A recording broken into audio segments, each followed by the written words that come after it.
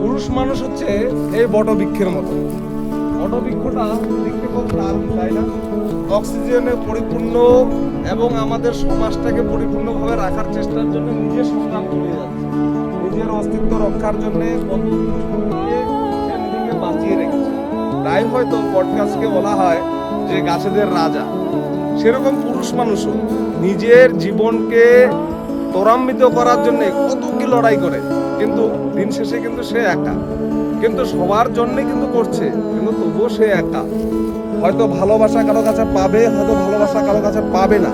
কিন্তু এই বট গাছটাকে কেন মানুষ ভালোবাসে জানেন? কারণ এর বিশাল আয়তন, বিশাল আয়তন যার হয়ে থাকে তার ক্ষমতা অনেক বেশি হয়ে থাকে। তাই বটবৃক্ষকে পূজা করা হয়। যেমন পুরুষ মানুষকে পূজা করা হয়, কিন্তু ভালোবাসা কতটুকু করা হয় সেটা কিন্তু আমি বলতে পারলাম না, সেটা আপনারা ভালো জানেন।